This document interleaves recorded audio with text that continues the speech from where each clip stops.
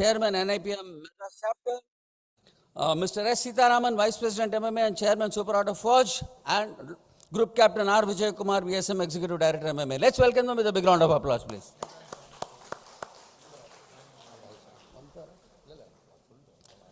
We'll be joined by Mr. Israel Inbaraj, who is in Bangalore today. So he'll be joining us online for his keynote. All good things should begin with blessings.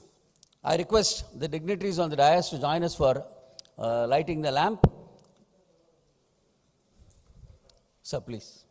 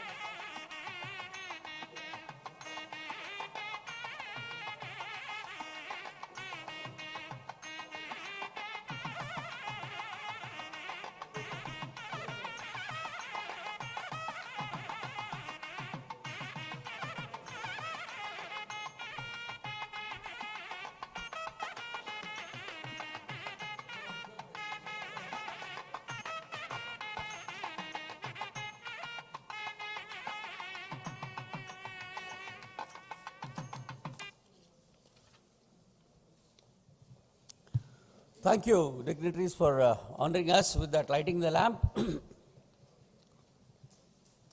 Mr. Giridhar Gopal, Honorary Secretary MMA, Director and Chief Executive Officer, Addison and Company Limited.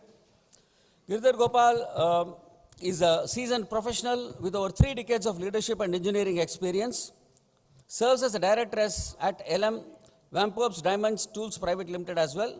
Holds mechanical engineering and cost accountant degrees. May I request Mr. Giridhar Gopal to deliver his welcome address, please.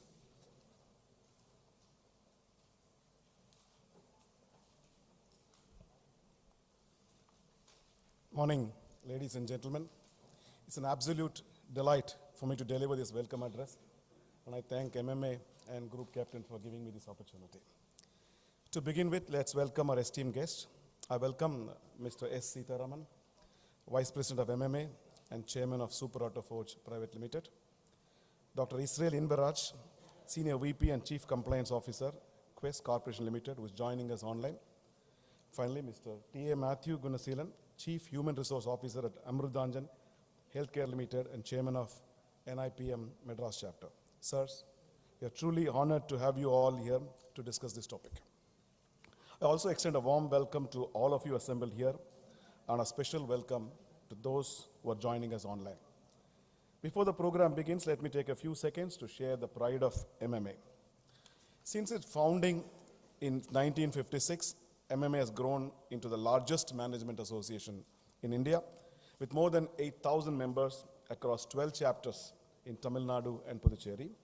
Also, I'm happy to share that for 15 consecutive years, including 2024-25, MMA has been recognized as the best management association in the country. I think this deserves an applause.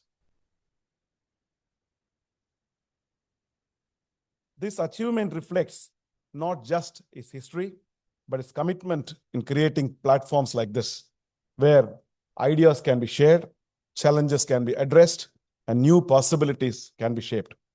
This is just about MMA.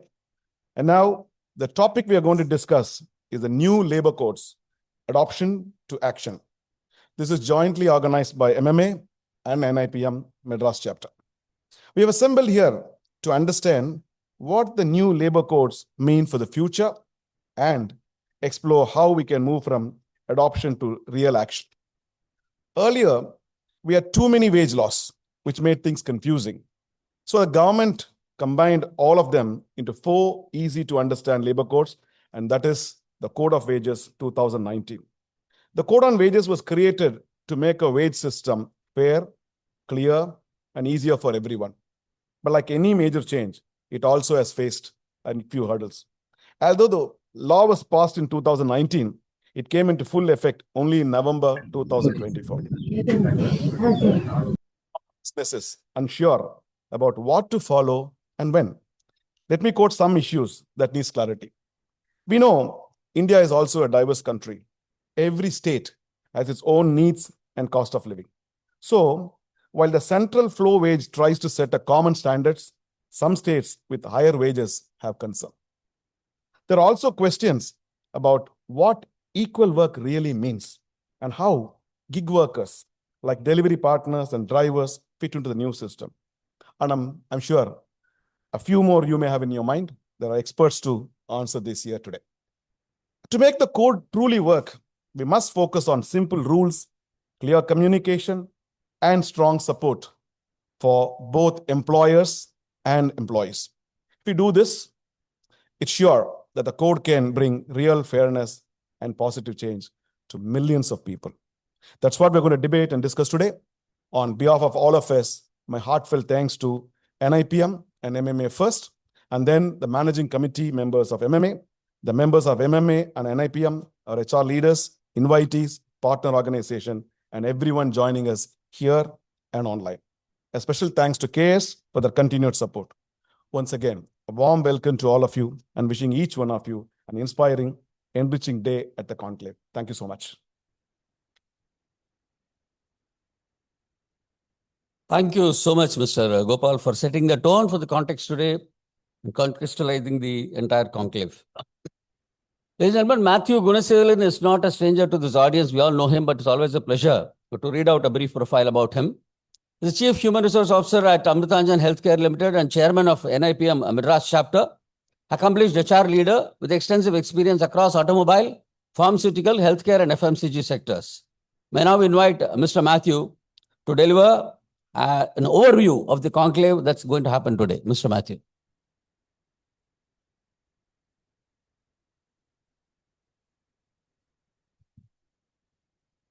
Good morning.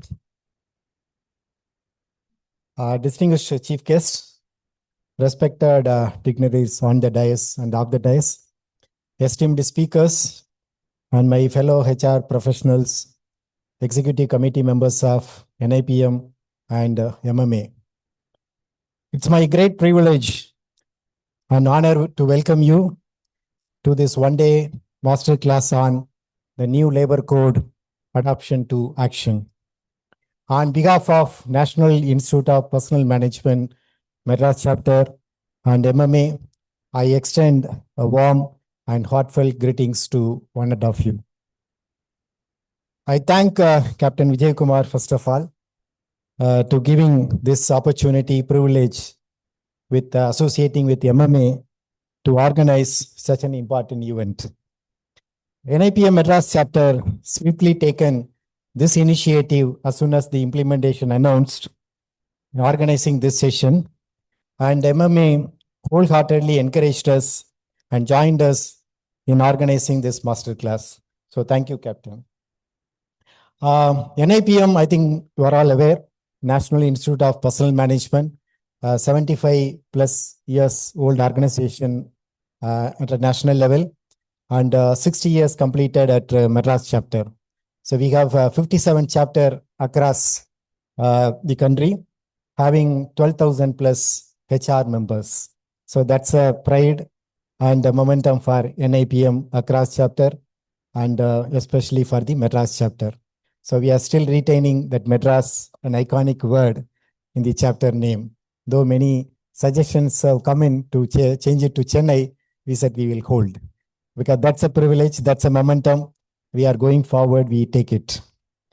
Coming into this today's master class, you are aware India's labor landscape is undergoing one of its most significant transformation in the decades.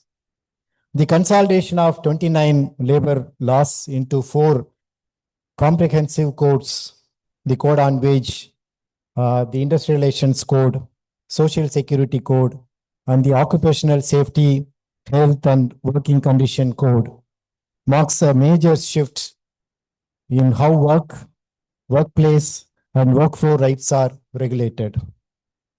These reforms aim to bring greater simplicity, transparency, and flexibility to India's labor framework, while also striving to balance the need for employers, workers, and the evolving nature of the employment itself. But with change comes questions about compliance, obligations, HR implications, industrial relations, social security coverage, and the practical realities in implementation across diverse sectors. Today's sessions are designed to unpack these complexities, clarity what the new regime means for organizations, employees, and help us all for a smooth transition. Discussions on whether we need these labor codes or not. It's not going to help anyone. We should look at implementation in a smarter manner with HR taking the lead. I know that many HR have been waiting to become strategic business partners, and there is no scope in their respective organizations. I would say now there is a chance and opportunity for all of us to become one. The debate around the new labor code often centers on their reach, their implication impact, and concerns about implementation gaps. These are valid points, but the significance of the labor codes lies in different dimensions, their structural contribution to India's governance framework. There could be challenges while implementing the new codes, and let's not discount those and anticipate. But be it any change or transformations, there are challenges and limitations, and while we go ahead, the improvement happens. Not every reforms giving instant results, be it personality, organizationally, or nationally. But abandoning any initiative is never the answer. We often hear the statement, this won't work here, when any challenge or initiatives take place. If you go by that, many countries or organizations would not have been achieved greater transformation, and we can look around our neighborhood. So taking these changes forward and bringing the transformation is our key responsibility and going forward in this labor code implementation. Reforms are always most responsible. Whatever the earlier registration, we cannot discount. The earlier registrations have provided a strong legal, ethical, and welfare foundation for decades. And no reform should demolish the fundamental just for the sake of changes.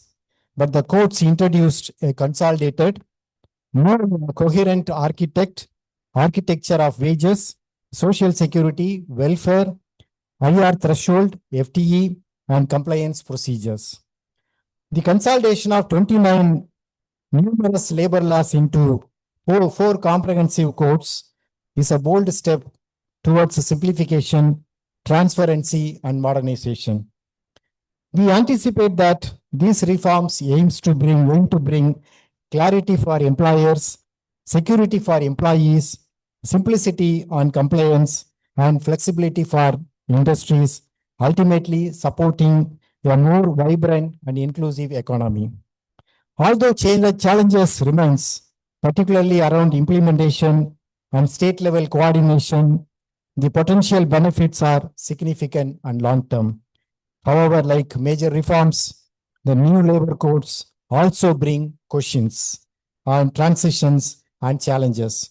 This program is an opportunity for all of us to explore these aspects thoroughly, thoughtfully, its implementation, its impact, and practical steps involving in implementations.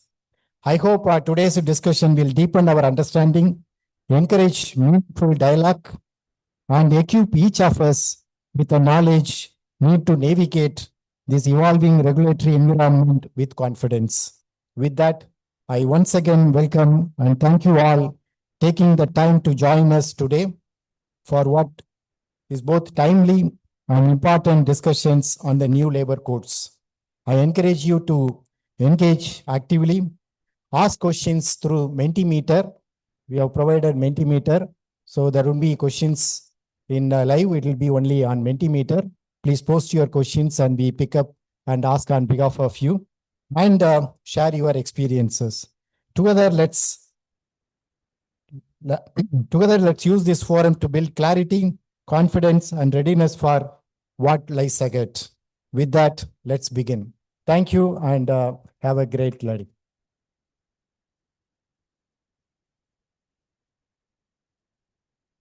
Thank you, Mr. Matthew. I think you made it more interesting for the audience today by setting the tone about the labor codes and its importance. Ladies and gentlemen, we are joined by Mr. Israel Inbaraj from Bangalore today.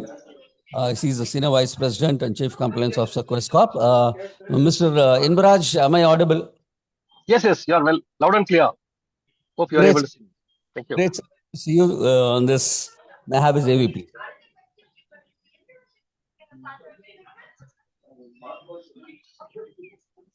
Dr. F. Israel Inbaraj is the Senior Vice President and Chief Compliance Officer at Quest Corporation.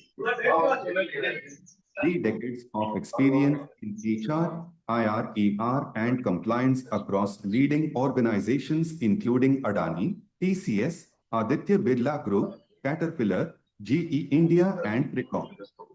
A recognized expert in labor laws, Dr. Inbaraj serves as a national board member and former regional president of NHRDN, is widely sought after as a speaker, trainer, and author on India's new labor codes and compliance practices.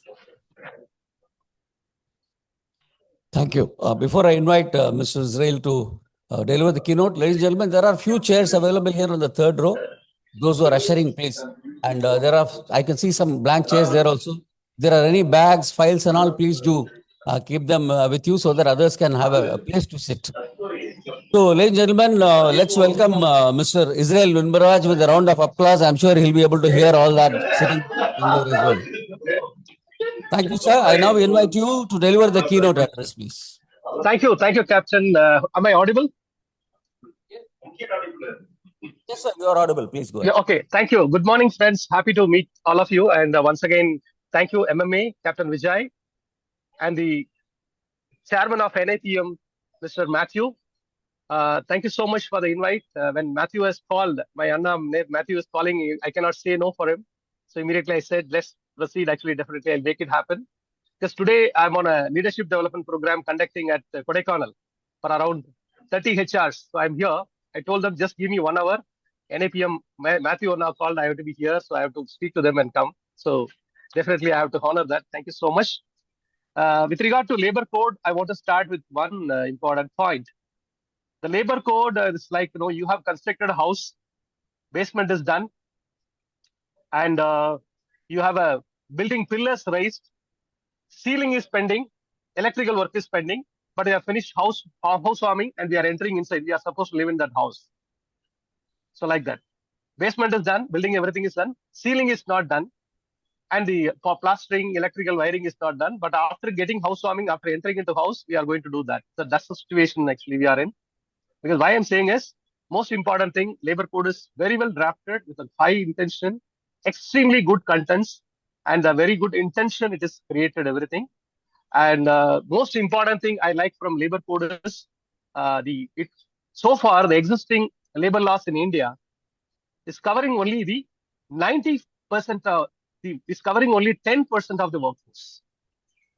We have around 29 labor laws we have actually consolidated, but in that only 10% population, working population is covered. Now, what does it mean? You are having laws which is not covering around 90% of law. For example, you are going on the road. 90% of people, there is no traffic rules, only 10% of people, traffic rules, they are following what's happening there. Similar situation was there. But in the new code, they have brought a major change. It's going to cover majority of portions like health and safety, wages and all.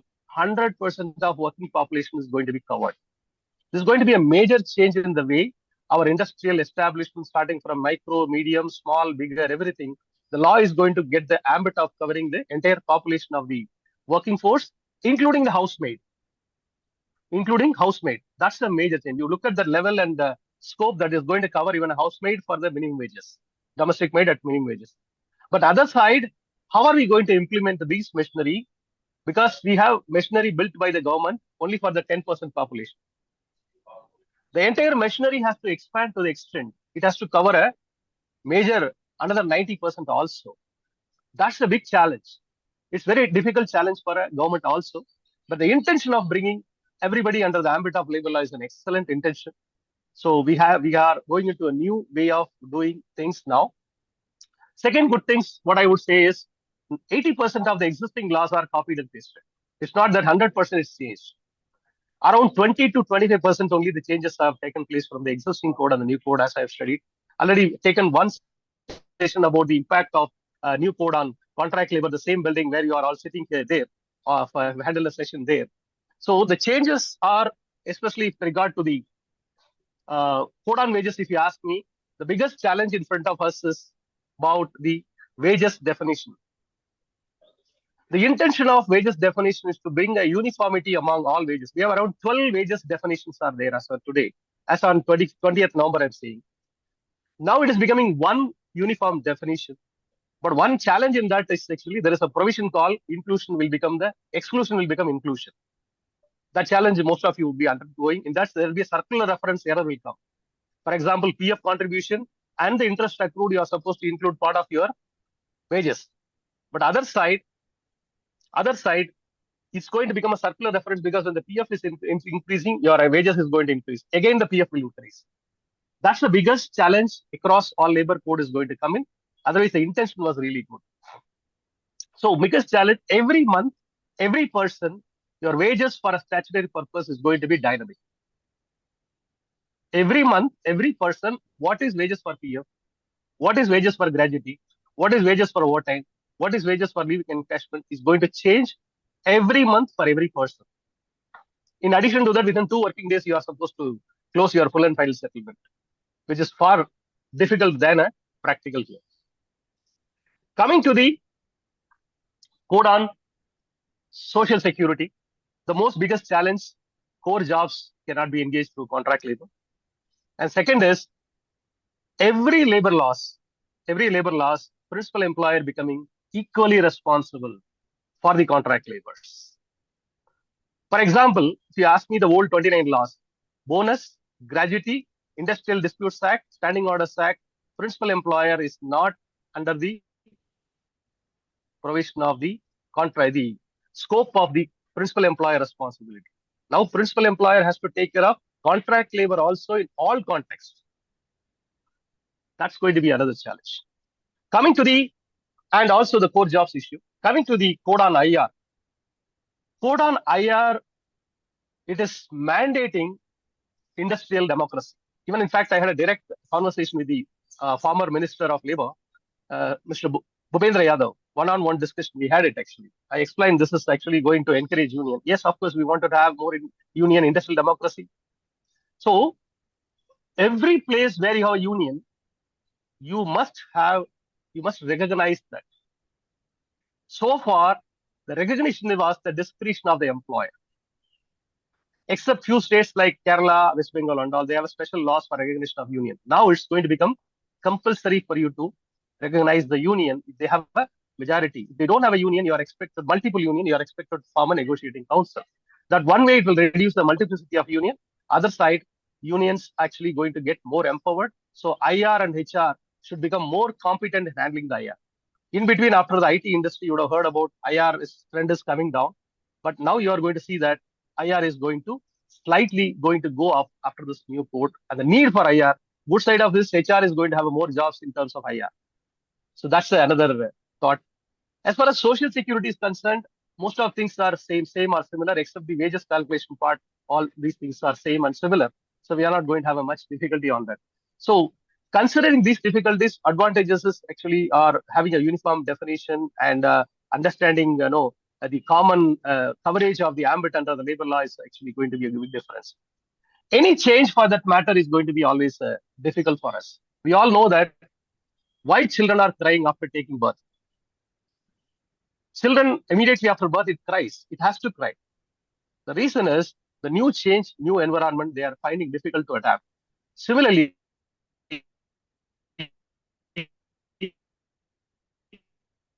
by natural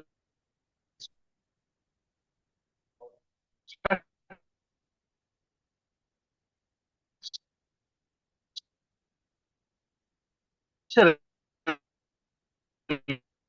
building capability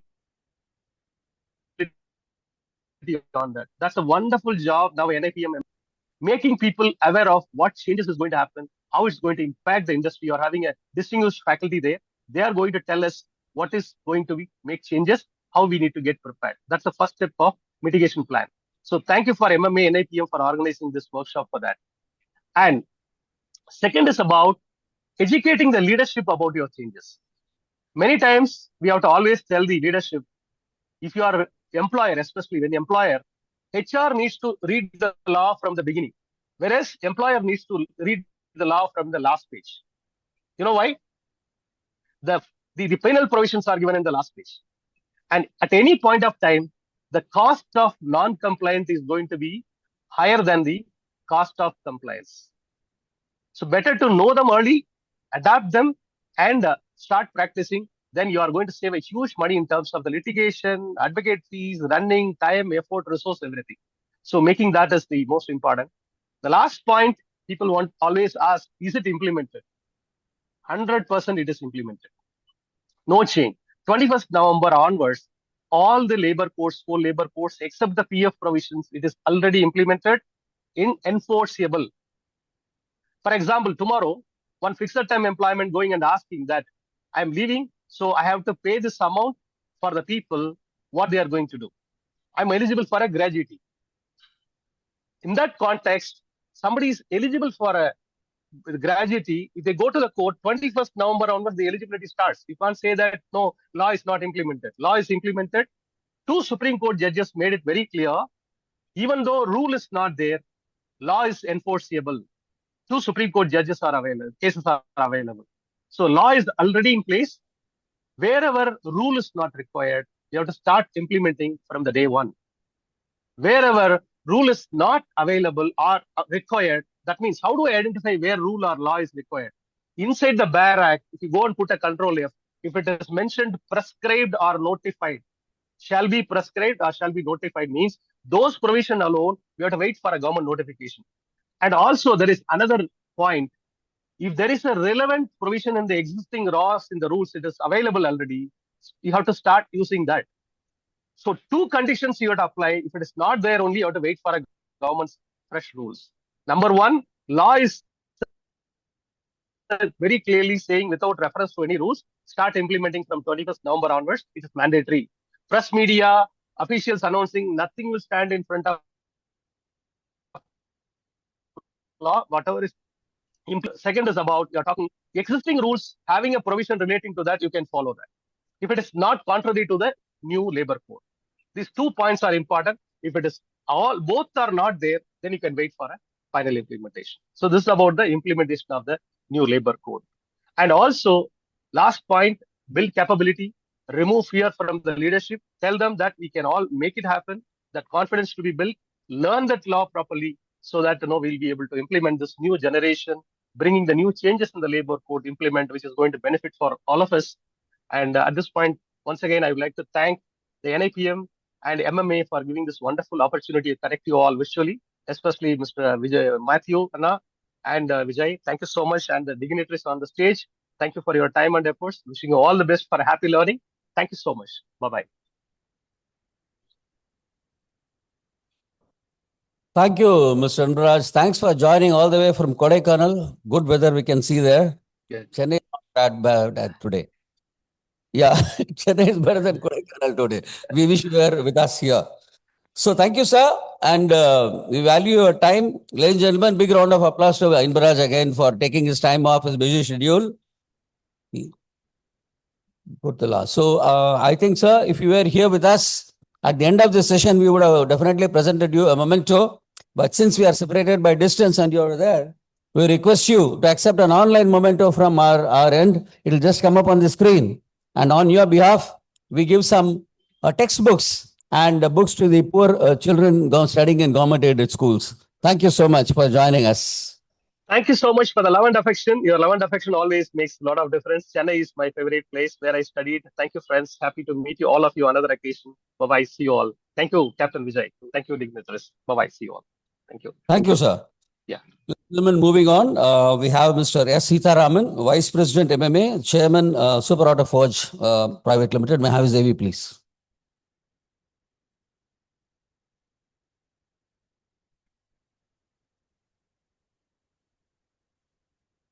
Mr. S. Sitarman, Vice President of MMA and Chairman of Super Auto Forge Private Limited, is a mechanical engineer and the first entrepreneur in India to establish cold forging technology.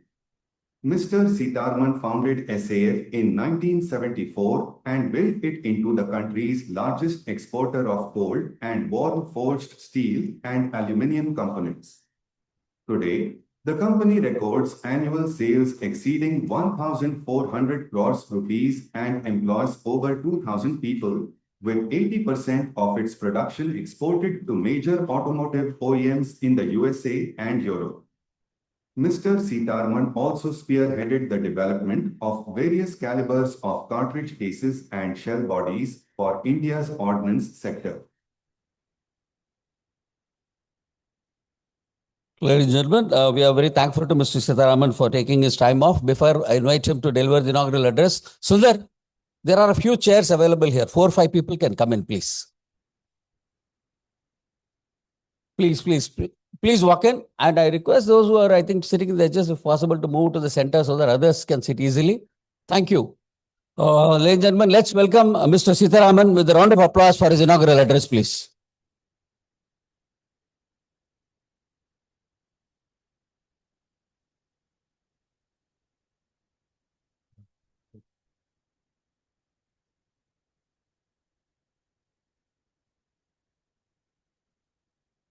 Good morning, distinguished guests, colleagues from MMA, NIPM, learned speakers who will be later on participating on the various debates, legal experts, HR professionals, and practitioners. It's indeed my privilege and pleasure to be here today with you on this one-day conclave on the new labor codes announced by the government. Adoption and action to adopt the same. That's going to be the discussions that you're going to have whole of today. At the outset, I wish to congratulate MMA and NIPM to have gathered in one place the experts, both in the deep subject, legal experts and experts, policy leaders in one forum. Therefore, this subject could be fully debated during the day as planned already. One can ask, what is it suddenly about labor code? There is already a labor laws. What is it about? I don't want to go very deep into the subject because you are all so much of experts around here to tell about it. But I just want to only get to the macro position where India is today, compared to many decades of very moderate growth, very moderate working. In the last 15 years, India has grown to be a very huge powerhouse of manufacturing, with the government focusing into manufacturing for if employment is to be generated, the only field that can generate that kind of employment is manufacturing, be it automotive, be it steel, be it leather, be it textile. The final large volume employment can only be generated by manufacturing. Therefore, the government is giving the priority for that. The government is trying to make the India as a manufacturing hub for the world because of the very capable employee skills and also the cost being affordable for the foreign companies. We are already claimed to be the fourth largest economy. Very shortly, maybe in a few years, becoming rising to be a third largest economy.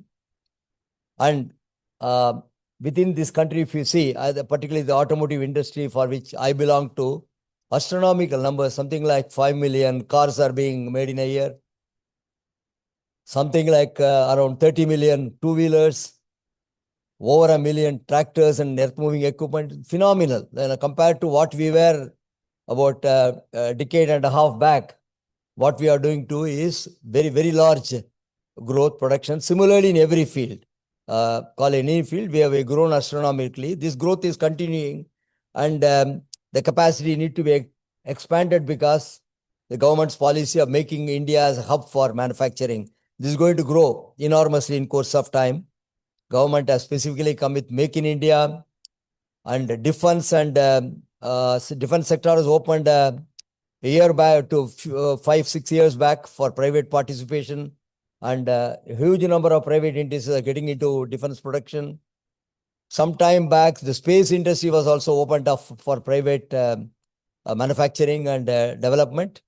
And just last week, we had an announcement that the nuclear industry is also going to be opened up for private participation into manufacturing.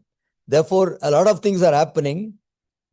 And what is being regularly talked, the demography of India is the only country where people between 20 and 30 are getting into employment in huge numbers. Millions are joining as a workforce every year. And unless the manufacturing industry is going to gear up to that level, there is going to be really left out a large volume of people who may not be employed. Therefore, we can't afford to have that because unemployed youth are going to be the problem otherwise. Therefore, the country has to very quickly find way by which all the people who are coming into employment are found good employment for them.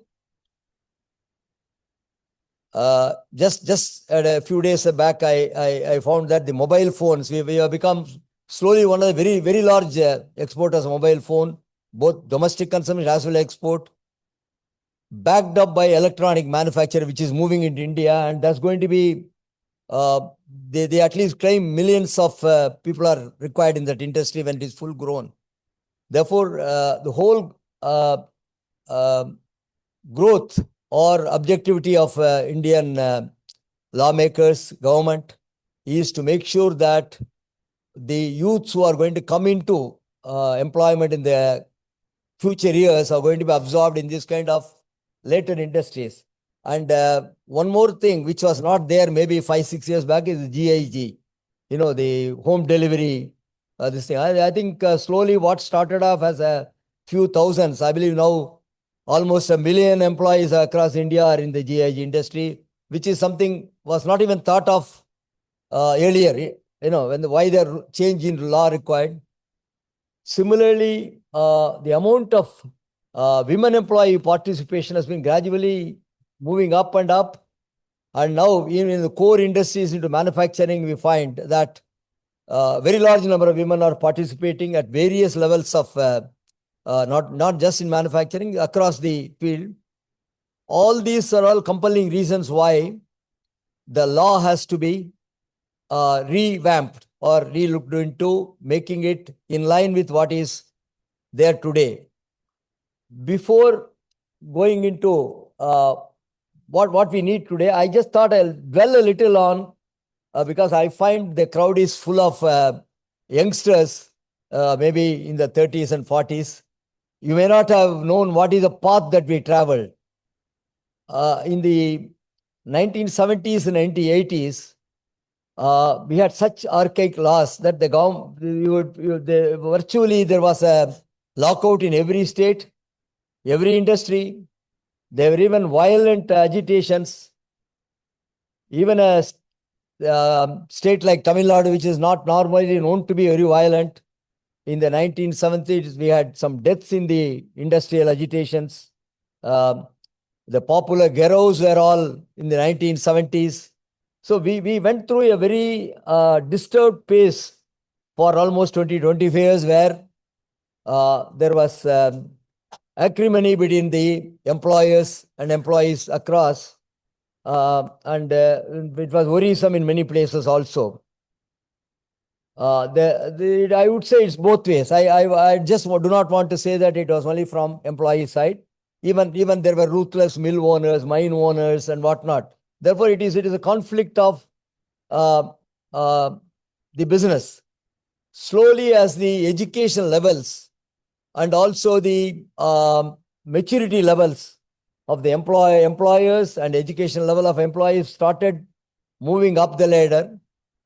And 1980s, mid 80s, a lot of Japanese companies came to India with their products and production, and therefore we had exposure to how its employees are being treated abroad, how employee relations were abroad. We started getting exposure to that.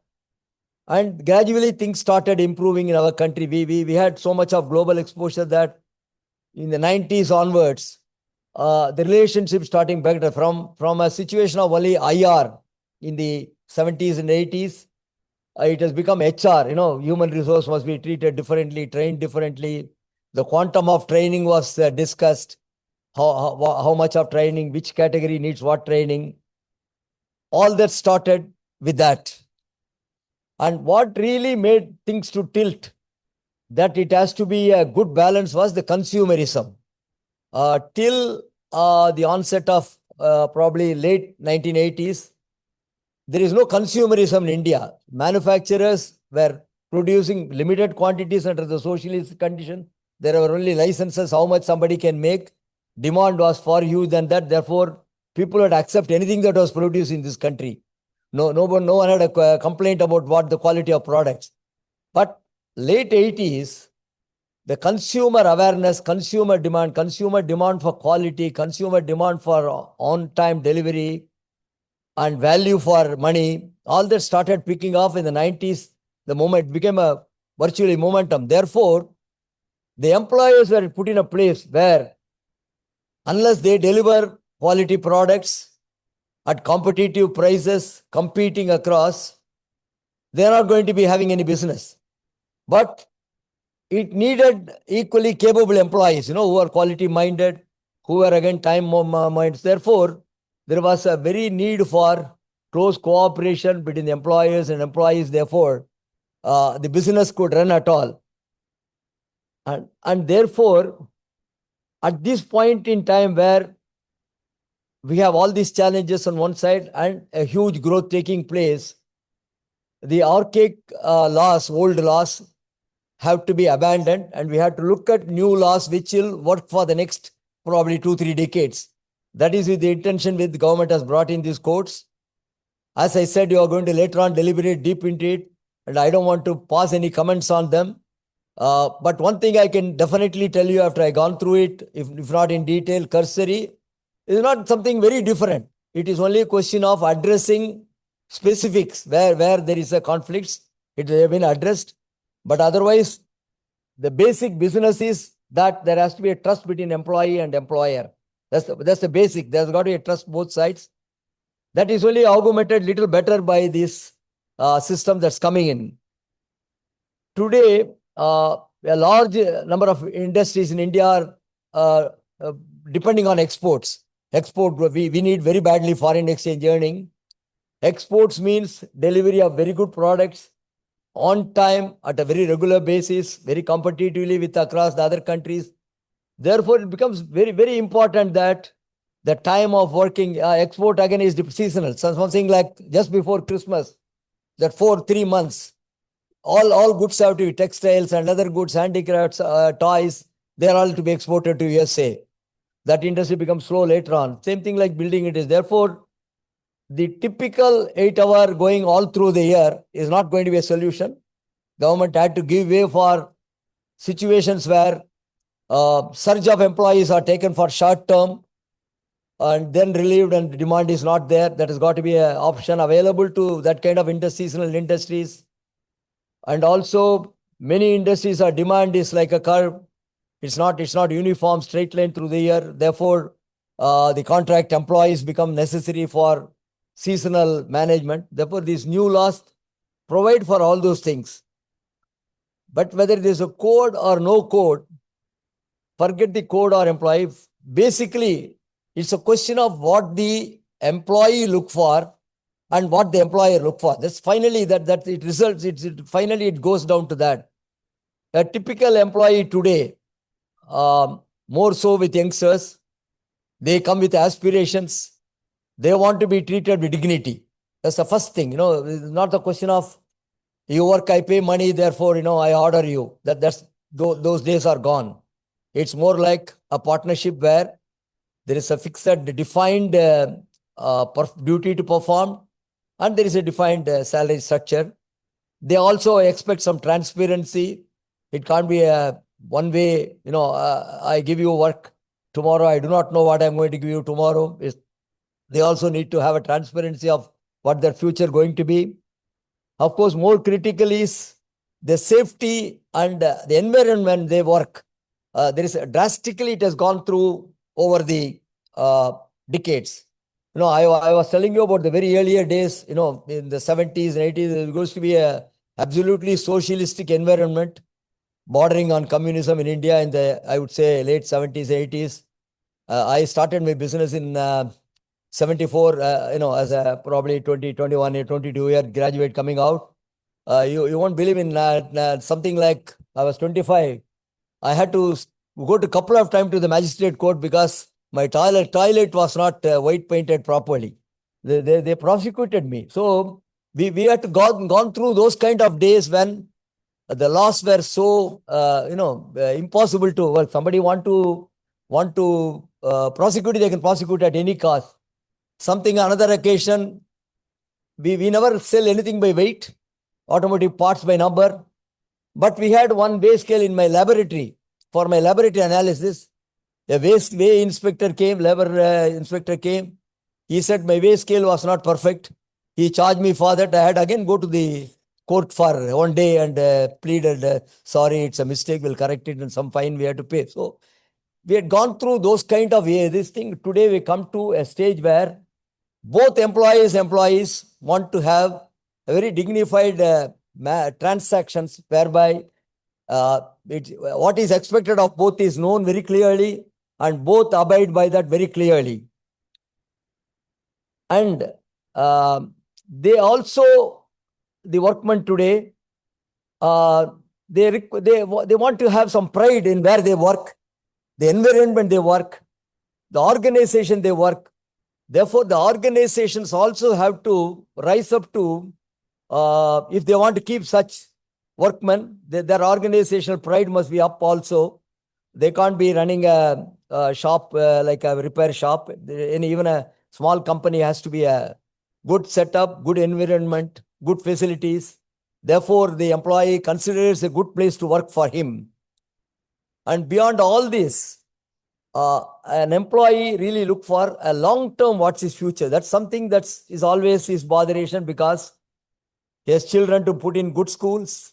He has ambitious to buy some living dwelling somewhere, and also his own retirement living. Therefore, he is always worried about what is it for me in the long term. Therefore, it is necessary that an employer makes known what's the opportunity for the employee over a long time. That makes them feel little comfort and good in mind. Therefore, I'm in a place where I'm going to be comfortably off until I retire, and I'm going to be this thing. This has come from expectations of the employer. I said whatever I said. Today, there is huge opportunities for businesses, domestic as well as export and things like that, where the demand for quality, delivery, pricing, on-time delivery, these are all becomes a paramount, not even negotiable, paramount important. And also new technologies are sweeping every day. Every day, the production manufacturing methods are sweeping. So the employer is concerned how his employees are going to adapt to those kind of stringent conditions of delivery, cost and quality, and also new technologies, how to reskill them. And also employers are looking at how they can grow their business large. So how to retain the employee is also a challenge for any employer. It's not just the employee side alone. So this is where I think the HR professionals, bulk of you are professionals in HR side. You have a very big role to play you can't just be an employee of an employer. So you got to stand out as a almost like a middleman. You are between an employer and an employee, and you got to definitely look at both sides equally, like a judgment. What's good to retain, what you need to do to employee to train him better, what is better to do for retaining him in the company, what's good for the long term company's policy on employment, and also equally boldly advise the management of the what is need to be done for the management to do, get better employees and retain them long. Therefore, the HR professionals have a very, very responsible role in the whole thing. If there are not going to be discontent or if there are going to be lack of transparency, you are the ones who are supposed to eliminate. You are supposed to be like the screen across, make it known. In cases where you are yourself involved, you got to make it very get things clarified with the management. And there has got to be absolute transparency and better treatment of employee on the floor, and also safety of them is paramount important. I think the new laws, as I said, it only makes things better and not anything very different. Therefore, it's ultimately whatever written on the law, it is the attitude of the employer and the HR professional and the employee matters finally how an industry is going to be successful, how this country is going to transform so much. Therefore, any law, if you're going to implement, it can't be without challenges. In anything new, there is going to be a challenge. It may be a resistance from employer, resistance from employee for certain things. All these things got to be discussed and smoothened out or approach the government for modifications. Therefore, I wish that today's deliberations here make things very clear to the minds of the professionals who are bulk. I think there are hardly any employers here. It's a congregation of professionals whose duty is to help the employer or to run their business better, keep their employees happier. So I wish everything goes well for you today in the deliberations and you are benefited at the end of the day spending time here. Wish you all very best in your future and good luck to you.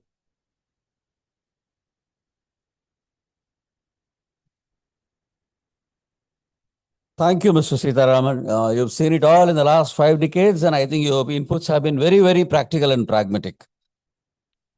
Ladies and gentlemen, time for us to honor the dignitaries who have taken the time off today and be here for this inaugural session. May I request the dignitaries to step forward and accept. Sir, may I request all of you to come forward, sir. Can't miss this photo op. So a memento from the NIPM and a few books which we give from MMA. Ladies and gentlemen, let's give them a big round of applause.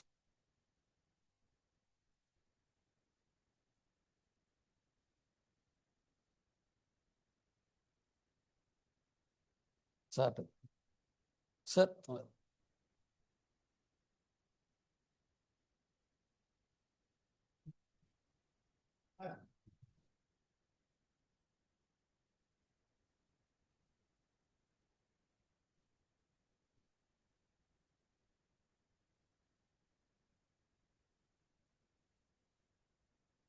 So we have 5 special sessions after this, 4 special sessions and a panel discussion. I'm sure it will be very, very interesting, all of them. Yes.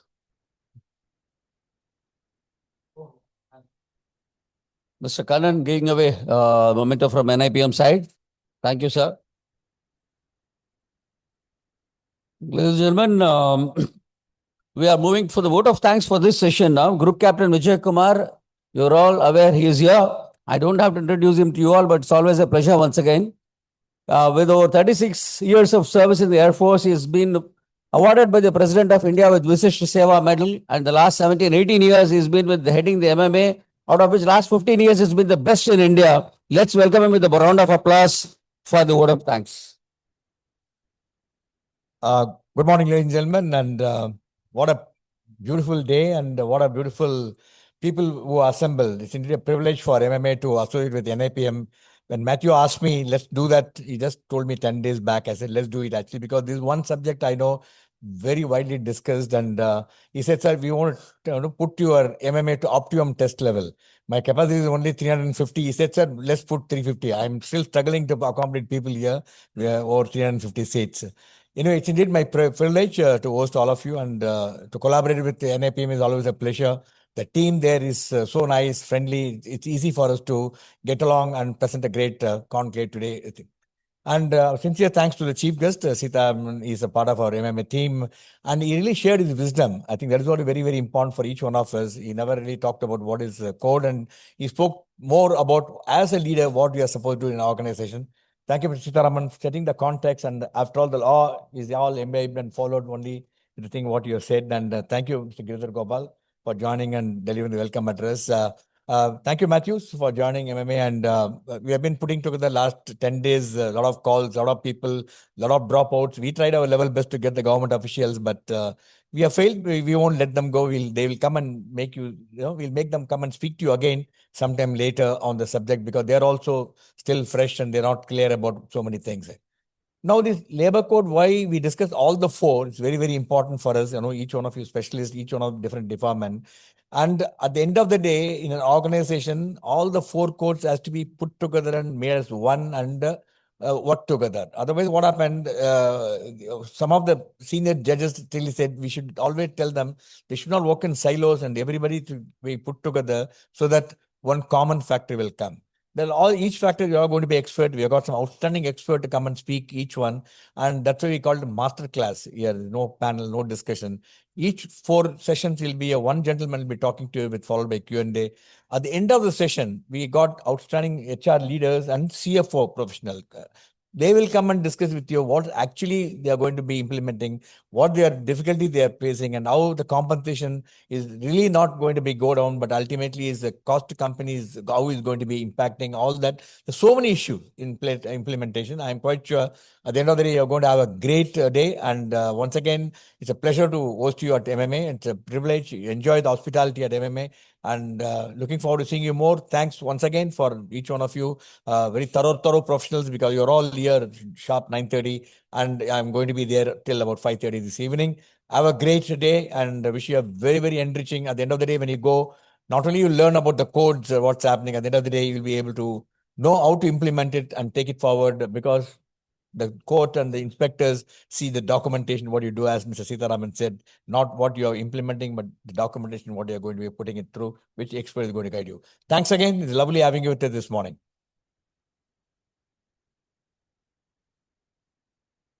Thank you, sir. Ladies and gentlemen, I think as an MC, for the first time, I'm not under pressure to call you all back on time, because if you come late, I think your seat will be taken by somebody else. Just want to share a personal experience. I'm not an average reader. I happened to get a free book once called a Turning Point 2. He had only Turning Point 2 here. So I just took it, and one of the few books that I read. And I read this Turning Point 2. I had to push him to give me a Turning Point 1. Fortunately, I got it free. And once again, he has given me a free. I bought about 15 of them to deliver it. If you have a chance, buy this book. I think it's in Higginbotham's or wherever. I don't know. You have to check with MMA. It's very interesting. Sometimes when you get demotivated personally, you think you tried, it's not working. You need something else to tell you. This is not a long book that you'll have to read it in one shot.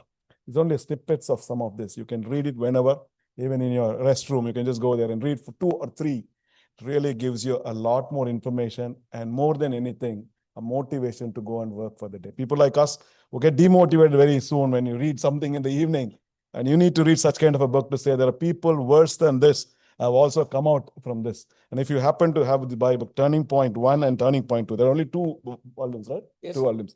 If there's a chance, please do read this book. I'm not promoting this, but it's just, I'm not the author anyway. Therefore, you really will love it. Okay? Thank you so much.